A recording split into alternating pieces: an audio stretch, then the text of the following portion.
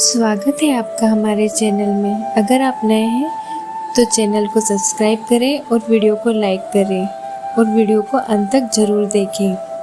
तो आइए हम जानते हैं अब मंगला गौरी व्रत की कथा।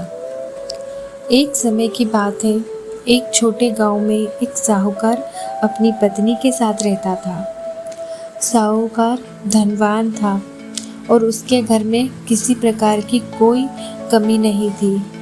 फिर भी वह और उसकी पत्नी संतान न होने के कारण दुखी रहते थे। संतान की कमी उन्हें हमेशा कचोटती रहती थी। एक दिन की बात है, उस साहूकार के घर में साधु आए। साहूकार ने उनका आदर सत्कार किया और उन्होंने अपनी समस्या के बारे में बताया। साधु ने कहा, साहूकार की पत्नी को सावन में मंगलवार करने को कहा, मंगला गौरी व्रत करने की सलाह दी, साथ में पूजा विधि के बारे में भी संपूर्ण जानकारी प्रदान की। इसके बाद साहूकार की पत्नी ने सावन माह में पहले मंगलवार से ही मंगला गौरी का पूजन व्रत रखना शुरू कर दिया। अब वह हर मंगलवार को विधि पूर्वक व्रत और पूजा पाठ करने लगी। इस प्रकार कई महीनों तक उसने वह व्रत किया। एक दिन उसकी धर्मनिष्ठा से प्रसन्न होकर माता पार्वती ने भगवान शिव से साहूकार और उसकी पत्नी को संतान प्राप्ति का वरदान देने को कहा। साहूकार को उस रात स्वप्न में एक दिव्य शक्ति ने दर्शन देकर कहा कि एक आम के पेड़ के नीचे भगवान गणेश की मूर्ति विराजमान है। तुम उस पेड़ से आम तोड़कर अपनी पत्नी को खिला देना, इससे तुम्हें संतान की प्राप्ति का सुख मिलेगा। साहूकार ने अगले दिन सुबह उठकर अपनी पत्नी को इस सपने के बारे में बताया और वह उस आम के पेड़ को ढूंढने निकल पड़ा। काफ़ी समय तक ढूंढने के बाद आखिरकार साहूकार को वह आम का पेड़ मिला जहाँ भगवान गणेश की मूर्ति विराजमान थी। उसने आम तोड़ने के लिए उस पेड़ पर पत्थर मारना शुरू कर दिया।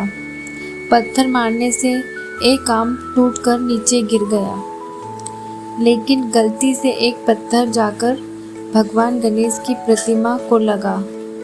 इससे भगवान गणेश क्रोधित हो गए और उन्होंने प्रकट होकर उस साहूकार को श्राप देते हुए कहा कि हे स्वार्थी मनुष्य, तूने अपने स्वार्थ के लिए मुझे चोट पहुंचाई है। तुझे माँ पार्वती के कृपा से संतान प्राप्ति तो होगी, लेकिन उसकी मृत्यु 21 वर्ष की आयु में ही हो जाएगी।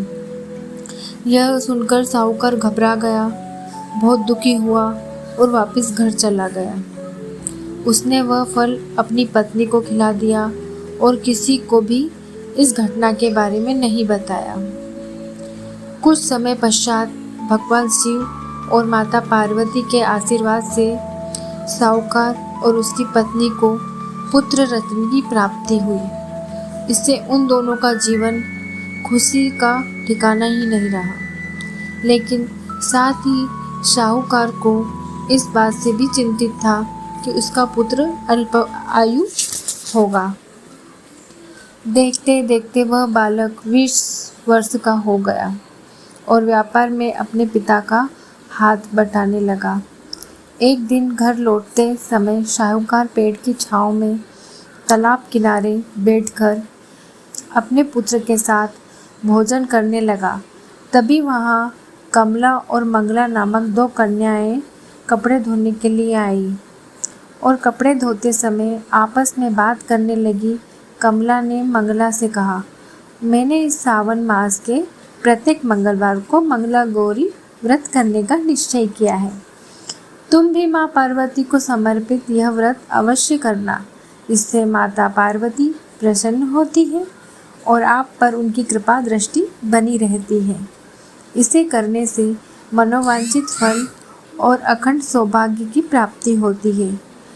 कमला की बात सुनकर मंगला भी इस व्रत को करने के लिए तैयार हो गई। दूसरी ओर साहूकार ने दोनों कन्याओं के बीच यह पूरा संवाद सुन लिया और उसने अपने मन में यह सोचा कि यह कन्या मंगला गौरी व्रत को करती है, इससे अखंड सौभाग्य की प्राप्ति होती है। यह मेरे पुत्र के लिए एक योग्य वधू साबित होगी। ऐसा सोचकर वह उन दोनों के विवाह का प्रस्ताव कन्या के पिता के पास लेकर जाता है। साहूकार की गांव में प्रतिष्ठा और मान होने के कारण कमला के पिता अपनी पुत्री का विवाह साहूकार के लड़के से करवा देते हैं। विवाह के पश्चात भी कमला विधि पूर्वक मंगला गौरी व्रत रखना जारी रखती है। उसके इस भक्ति भाव से प्रसन्न होकर माता पार्वती एक दिन उसे स्वप्न में दर्शन देती है और कहती है कि तुम्हारी भक्ति से अत्यंत प्रसन्न हूँ, इसलिए तुम्हें अखंड सौभाग्य का वरदान देती हूँ। लेकिन तुम्हारा पति अल्पायु है, इसलिए अगले महीने मंगलवार के दिन एक सर्प तुम्हारे पति को प्राण लेने आएगा। तुम उसके लिए एक प्याले में मीठा दूध रख देना, उसके पास एक खाली मटका भी रख देना। सर्प दूध पीकर उस मटके में चला जाएगा और फिर तुम उस मटके को ऊपर से कपड़े द्वारा ढक देना। अगले मंगलवार को कमला ने माता पार्वती की बात मानकर एक प्याले में मीठा दूध रख दिया और पास में एक मटकी भी रख दी। सर्प ने आकर दूध पिया और मटकी में जाकर बैठ गया। कमला ने उस मटकी पर कपड़ा बांध दिया, अब उसे जंगल में रख दिया। माता पार्वती की कृपा से कमला के प्रति के प्राण बच गए। इस प्रकार मंगला गौरी के व्रत के पुण्य फल से साहूकार का पुत्र श्राप मुक्त हो गया। जब कमला ने घर में सबको इस चमत्कार के बारे में बताया तो सभी आश्चर्यचकित रह गए। इसके बाद साहूकार और उसकी पत्नी ने अपने पुत्र और पुत्रवधू को आशीर्वाद दिया और पूरा परिवार सुखपूर्वक जीवन व्यतीत करने लगा। बोलो मंगला गौरी मैया की जय।